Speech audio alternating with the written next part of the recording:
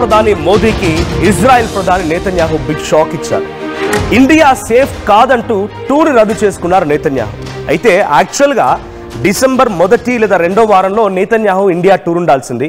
కానీ ఢిల్లీలో red fort metro station దగ్గర పేలుడు సంభవించడంతో ఆయన ఇప్పుడున్న సిచ్యువేషన్లో ఇండియాలో పర్యటించడం సేఫ్ కాదనుకున్నారేమో కానీ ప్రస్తుతం ఆయన టూర్ రద్దు చేసుకున్నారు. అయితే భద్రతా కారణాల దృష్ట్యా క్యాన్సిల్ చేసుకున్నట్టుగా అటు అఫీషియల్గా ప్రకటించుకున్నారు ఇజ్రాయెల్ ప్రధాని నెతన్యాహు. ఇప్పటివరకు 3 సార్లు వాయిదా పడింది నెతన్యాహు పర్యటన. 2018లో చివరిసారిగా భారత్లో పర్యటించారు ఆయన. ఆ తర్వాత నుంచి భారత్ ఇజ్రాయెల్ మధ్య డిఫెన్స్ టెక్నాలజీ రంగంలో ఒప్పందాలు కుదిరాయి. అప్పటి నుంచి ఇంకా కొనసాగుతున్నాయి. మంచి ఫ్రెండ్లీ రిలేషన్షిప్ అయితే ఉంది. కానీ నెతన్యాహు ఇండియాకి 2018 తర్వాత రాలేదు, 3 సార్లు వాయిదా పడింది. సో 2022 చివరాకన్నా 2023 మొదటి మాసంలో అంటే జనవరిలో ఆయన ముందుగా ఇండియాకి రావాలని ఆలోచించినట్టు తెలుస్తోంది. అంతెందుకు, ఒక మాటలో ఇజ్రాయెల్ ఇండియా మధ్య స్నేహభావం ఎలాంటిది అని చెప్పేదానికంటే ఒక చిన్న ఉదాహరణ. మొన్న మధ్య మనం పాకిస్తాన్ భారత్ యుద్ధంలో హార్పీ డ్రోన్స్ అనేది వాడుకొచ్చాం. సో ఈ హార్పీ డ్రోన్స్ అంటే డైరెక్ట్గా ఒక ప్రెసైజ్డ్ టార్గెట్ దగ్గరికి వెళ్ళిపోయి అక్కడ బాంబర్లుగా మారిపోయి ఆ వాటంతా అవి పేల్చుకొని అక్కడ ఒక దారుణమైనటువంటి సంఘటన క్రియేట్ చేయగలవు. సో టెర్రర్ క్యాంప్స్ పైన మనం ఉపయోగించిన హార్పీ డ్రోన్స్ అన్ని కూడా ఇజ్రాయెల్ టెక్నాలజీతో వచ్చినవే. ఆ తర్వాత ముసాద్ లాంటి ఒక హై ఇంటెలిజెన్స్ సంస్థ కూడా ఆ సమయంలో మనకు సహకరించింది. సో ఇజ్రాయెల్ ఇండియా మధ్య మంచి స్నేహభావాలు అయితే ఉన్నాయి. కానీ ప్రెసెంట్ ఆయన మరో వారం 10 రోజుల్లో రావాల్సి ఉండగా షెడ్యూల్ ఖరారు చేయాల్సి ఉండగా ఇప్పుడు ఆ షెడ్యూల్ని రద్దు చేసుకున్నారు. The postponement comes in the backdrop of Netanyahu's message of a solidarity after the explosion.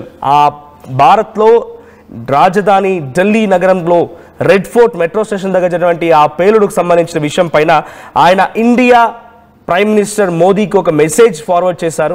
So ఆ మెసేజే చాలా స్పష్టంగా ఆయన షెడ్యూల్ని క్యాన్సిల్ చేసినట్టుగా ఆయన దాని ద్వారా రాసుకొచ్చారు. ఆయన ఏం చెప్పారంటే, to our dear friend Narendra Modi and to the brave people of India, Sara and I and the people of Israel send our deepest condolences to the families of the victims.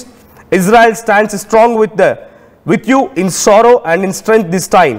He statement, ఆయన statement ఇది. ఆయన ఏం చెప్తున్నారు, నరేంద్ర మోదీ నాకు మంచి మిత్రులు అన్నట్టుగా, to our dear friend and the brave people of India, ధైర్యవంతటువంటి భారతీయ ప్రజలకి, నేను నా దేశ ప్రజలు ఇజ్రాయెల్ ప్రజలు మొత్తం కూడా మేము డీపెస్ట్ కండోలెన్స్ తీవ్ర దిగ్భ్రాంతి వ్యక్తం చేస్తున్నాము. ఎవరైతే రెడ్ ఫోర్ట్ సంఘటనలో జరిగినటువంటి ఆ బాంబు పేలుడు సంఘటనలో మరణించారో వారి కుటుంబాలకి భారతీయ ప్రజలకి ఇంకా ధైర్యాన్ని ఇవ్వాలని కోరుకుంటున్నామని చెప్పుకొచ్చారు ఆయన. సో రెడ్ ఫోర్ట్ దగ్గర ఎటువంటి సంఘటన జరిగిందో మీ అందరికీ తెలిసిందే. సో ఆ సంఘటనలో సుమారుగా 10 మంది మరణిస్తే 15 మందికి పైగా చాలా తీవ్రంగా గాయాలయ్యాయి. అయితే ఆయన 2017లో భారత ప్రధాని నరేంద్ర మోదీ మొదటిసారి ఆయన ప్రైమ్ మినిస్టర్ అయిన తర్వాత అక్కడికి వెళ్ళి పర్యటించారు. ఆ తర్వాత 2018లో ఇజ్రాయెల్ ప్రధాని నెతన్యాహు కూడా ఇండియాకు వచ్చి పర్యటించారు. ఆ తర్వాత ఇరు దేశాల మధ్య కొంత సత్సంబంధాలు పెరిగాయి. ఏమైనా వార్ టూర్స్ ప్రకారంగా, టెక్నాలజీ షేరింగ్ ప్రకారంగా, ట్రేడ్ ప్రకారంగా, ఇలా అనేక కోణాల్లో కూడా కొంత మంచి ఫ్రెండ్లీ రిలేషన్షిప్ పెరిగింది. ఇజ్రాయెల్ ఇండియా మధ్య మంచి స్నేహభావం ఏర్పడింది. అంతెందుకు, ఇప్పుడు 2 రోజుల క్రితం కూడా నితిన్ గడ్కరీ, సో మన భారత కేంద్ర మంత్రి అయినటువంటి నితిన్ గడ్కరీ కూడా ఇజ్రాయెల్కి వెళ్ళి సందర్శించి వచ్చారట. సో ఆ సందర్శనలో రీసెంట్ డేస్లో ఆయన వెళ్ళింది ఎప్పుడంటే 2022-23. సో ఇప్పుడు 2025 recent 2 days back 22 and 23 November 22 and 23 రోజున ఆయన వెళ్ళి అక్కడ సందర్శించి వచ్చారు. సో అప్పుడు ఇరు దేశాల మధ్య మంచి స్నేహభావం, ట్రేడ్కి సంబంధించిన విషయాల్లో కూడా చర్చ జరిగిందట. సో ఆ చర్చలో కూడా నితిన్ గడ్కరీ పార్టిసిపేట్ చేశారు. సో యాక్చువల్గా ఆయన రావాల్సి ఉండేది, but due to some instances ఇక్కడ జరిగిన సంఘటనలే ఆయన రాకుండా చేసే అనేది ఆయన చెప్తున్నమాట. సో ప్రజెంట్ ఆయన షెడ్యూల్ ఇక్కడ బ్రేక్ అవ్వడానికి చాలా ప్రధానమైనటువంటి రీజన్, సారీ నితిన్ గడ్కరీ అని చెప్పాను, నితిన్ గడ్కరీ కాదు, ఐఎమ్ ఎక్స్ట్రీమ్లీ సారీ. సో అక్కడ ఆయన పర్యటించింది పీయూష్ గోయల్. సో పీయూష్ గోయల్ ఇజ్రాయెల్కి వెళ్ళి పర్యటించారు ఆయన. Union commerce and industry minister Piyush Goyal recently he had visited Israel on November 20 to 23 for almost 3 days. So ఆయన అక్కడ విజిట్ చేసిన క్రమంలో నెతన్యాహుతో మీట్ అయ్యారు. ఇతర కీ లీడర్స్తో ఆయన సమావేశాలు ఏర్పాటు చేశారు. వారందరి మధ్యలో ప్రధానంగా జరిగిన చర్చ ఏంటంటే free trade agreements, the launch of free trade agreement negotiations జరిగాయి అక్కడ. So major trade and investment technology cooperation విషయంలో ఇరు దేశాల మధ్య సత్సంబంధాలు పెంపొందించుకోవడం కోసం పీయూష్ గోయల్ భేటీలో అక్కడ ఆయన నెతన్యాహుతో కలిశారు. సో ప్రెజెంట్ నెతన్యాహు ఇక్కడ రాకపోవడానికి ద మోస్ట్ పర్ఫెక్ట్ రీజన్ చెప్పాలంటే ఇక్కడ జరిగినటువంటి దాడులే, ఉగ్రమూకల యొక్క దాడులే, రైట్, ఉగ్రమూకల యొక్క దాడులే దీనికి ప్రధానమైన కారణం. సో ఉగ్రమూకలు మీరు చూసారు కదా, ఉగ్రవాదులు దాడి చేస్తున్నారంటే కేవలం ఇక్కడ ప్రాణాలు తీయడం కోసమే కాదు, ఇటువంటి అంశాల కోసం కూడా ఇతర దేశాలు.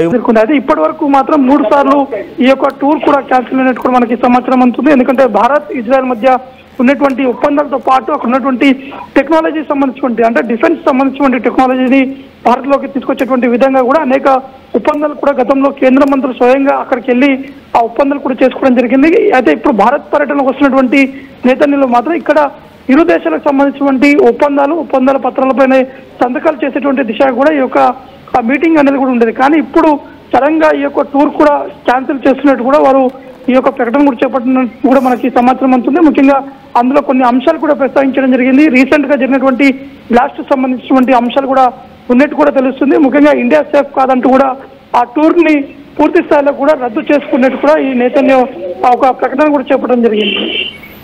రైట్ నవీన్, సో జనరల్గా ఇండియా కంటే ఇజ్రాయెల్ అంటే the most dangerous place.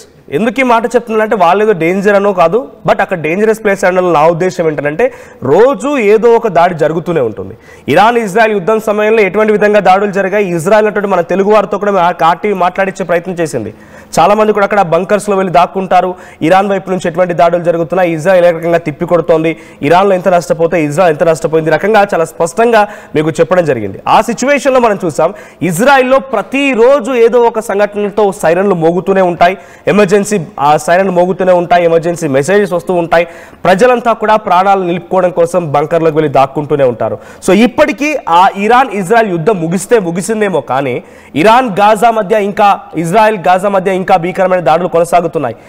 Gaza ప్రాంతంలో ఇటు ఇజ్రాయెల్కి సంబంధించినటువంటి చాలా మంది బందీలను కూడా అక్కడ దాచిపెట్టారు హమాస్, హెజ్బుల్లా సంస్థలకు సంబంధించినటువంటి ఆ వ్యవస్థలకు సంబంధించినటువంటి నేతలు.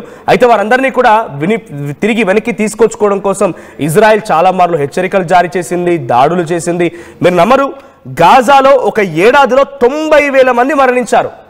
90,000 మంది మరణిస్తే దాంట్లో 40,000 మంది చిన్నారులే.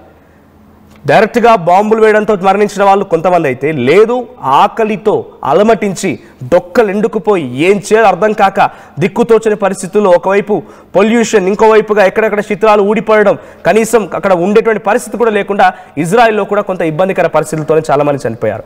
సో హమాస్ ఇజ్రాయెల్కి సంబంధించి ఆ దాడులు ఇంకా కొనసాగుతున్నాయి. అక్కడ దేశాన్ని ఆయన కంట్రోల్లోకి తీసుకొచ్చుకుంటూ టెక్నాలజీ పరంగా డెవలప్ చేసుకుంటూ ఎప్పటికప్పుడు ప్రజల్ని అలర్ట్ చేసుకుంటూ ఆయన మనతో పాటుగా ఫ్రెండ్ రిలేషన్ కొనసాగించాలనుకుంటున్నారు. కానీ కొంతమంది ఈ నీచ్ కమీన్ కుత్తే గారు ఇందాక నేను చెప్పినట్టుగా రూపాయి తలపై పెడితే పైసా కూడా పనికిరానటువంటి ఈ పాకిస్తానీ వెధవలు చేసేటువంటి కొన్ని దుర్మార్గపు చర్యలే ఈరోజు భారత్ని కొంత ఇబ్బందులకు గురి చేస్తున్నాయి. భారతదేశంలో ఇక్కడ మారణహోమం సృష్టించి ప్రజల ప్రాణాలు తీయడమే కాకుండా వాళ్ళు చేసేటువంటి దుశ్చర్యలు ఈ రకంగా ఉన్నాయి. ఈరోజు ఇజ్రాయెల్ అధ్యక్షుడు వెనుకడుగు వేశారంటే కారణం ఏంటి, అక్కడ జరిగేటువంటి దాడుల నేపథ్యంలో సెక్యూరిటీ రీజన్స్ కారణంగా నేను రాలేకపోతున్నానటువంటి మాటను చాలా స్పష్టంగా ఆయన స్టేట్మెంట్లో చెప్పుకొచ్చారు. అంటే ఇక్కడ జరిగేటువంటి ఈ రకమైన దాడులు చేస్తే ఇతర దేశాలకు సంబంధించిన నేతలు ఎవరు రారు, ఇన్వెస్ట్మెంట్లు జరగవు, డెవలప్మెంట్ యాక్టివిటీస్ ఉండవు, ట్రేడ్ ఇన్వెస్ట్మెంట్ తగ్గిపోతాయి. ఇక్కడ లోపల కూడా అంతర్యుద్ధం మొదలవుతుంది. ప్రభుత్వాలు రాజకీయాలు తెరలేపి మళ్ళీ రాజకీయాలు కూడా ఇక్కడ రచ్చలేపుతాయి. సామాన్య ప్రజలకు అందుబాటులో లేకుండా పోతుంది ప్రభుత్వం. ఇలా అనేక కోణాలు, ఒకటి కాదు రెండు కాదు. లేకపోతే హైదరాబాద్లో ఉన్నోడు పోయి గుజరాత్లో బాంబ్ బ్లాస్ట్కి ప్లాన్ చేయడం ఏంటి, ఎక్కడో జమ్మూ కాశ్మీర్ నుంచి వచ్చి ఢిల్లీలో బాంబ్ బ్లాస్ట్ ప్లాన్ చేయడం ఏంటి, వీళ్ళంతా అందుకే ముందుగా వీళ్ళందరినీ ఏరిపారేయాలి. మన దేశంలో ఉన్నటువంటి వ్యక్తులని ముందుగా మనం ఏరి పారేస్తే ఆ తర్వాత మనం ఇతర దేశాల నుంచి మీరు నమ్మరు చాలా పెద్ద ఎత్తున గౌరవం పొందుతాము, అలాగే డెవలప్మెంట్ కూడా పెరుగుతుంది. ఎలాగైనా సరే నెంబర్ 1 పొజిషన్లోకి ఇండియా రావడం అనేటువంటి లక్ష్యాన్ని చేరుకోవడం కోసం ముందుగా మనం చేయాల్సిన పని మన లోపలటువంటి శత్రువులు, మన లోపలటువంటి ఉగ్ర మూకలే. ఉమర్ నబీ వీళ్ళంతా ఎవడు, మన దేశంలో ఉండి ఇక్కడ నీళ్ళు తాగి ఇక్కడే శ్వాస పీల్చి ఇక్కడే ఒక మానవ బాంబుగా మారిపోయి మన వాళ్ళని 10 మందిని పొట్టబెట్టుకున్నటువంటి ఈ దుర్మార్గుడు ఉమర్ నబీ. వాడు ఇక్కడే కదా, ఇక్కడ వాళ్ళని ఏరేయండి. సో ఆ తర్వాత Moinuddin, I don't exactly remember, but Hyderabad సంబంధించినటువంటి మొయినుద్దీన్ అనేటువంటి ఆ డాక్టర్ వాడు చదువుకొని చైనాలో డాక్టర్గా చదువుకున్న తర్వాత ఇక్కడికి ఇండియాకు వచ్చి వాడు ఇక్కడి నుంచి వెళ్ళిపోయి ఒక పాయిజన్ తయారు చేయడం ఏంటి, పాయిజన్ ద్వారా ఇక్కడ భారతీయుల్ని కొంత హతమార్చినటువంటి కుట్రలు చేయడం ఏంటి. సో ఇక్కడ కేవలం ఇక్కడి వాళ్ళని ఇబ్బంది పెట్టాలన్న ఉద్దేశమే కాదు, బట్ ప్రపంచ దేశాల్లో కూడా మన దగ్గర ఏదో డేంజర్ జరుగుతోంది, ఏదో ఇబ్బందికర సిచ్యువేషన్ ఉంది, ఇన్వెస్ట్మెంట్స్ తగ్గించాలి, ఇక్కడ పెట్టుబడులు తగ్గించాలి, ట్రేడ్ తగ్గించాలి, ఇతర దేశాలు రాకుండా ఉండాలి, వాళ్ళు ఎవరు ఇక్కడ రాకుండా ఉండాలి, ఒక దురుద్దేశమే ఇటువంటి విధంగా వాళ్ళని ప్రేరేపిస్తోంది. సో వాళ్ళు ఇప్పుడు నేతన్యాహు లాంటి వ్యక్తులు రాకపోవడానికి ప్రధానమైన కారణం వాళ్ళు. సో మళ్ళీ రిక్వెస్ట్ చేస్తున్నాను, మీ చుట్టూ స్లీపర్ సెల్స్ని ఫైండ్ అవుట్ చేయండి. ఆ ఉగ్రమూకల్ని ఏరి పారేయకపోతే ఇటువంటి కొన్ని విషయాల్లో మనం ఇబ్బంది పడవచ్చు. బట్ ఏం పర్వాలేదు, ఇజ్రాయెల్ నేతన్యాహు రాకపోయినా కూడా మన యూనియన్ ఆఫ్ కామర్స్ మినిస్ట్రీకి సంబంధించిన పీయూష్ గోయల్ ఆల్రెడీ 2 రోజుల క్రితమే నేతన్యాహుతో ఇజ్రాయెల్లో భేటీ అయ్యారు, కీ లీడర్స్తో భేటీ అయ్యారు.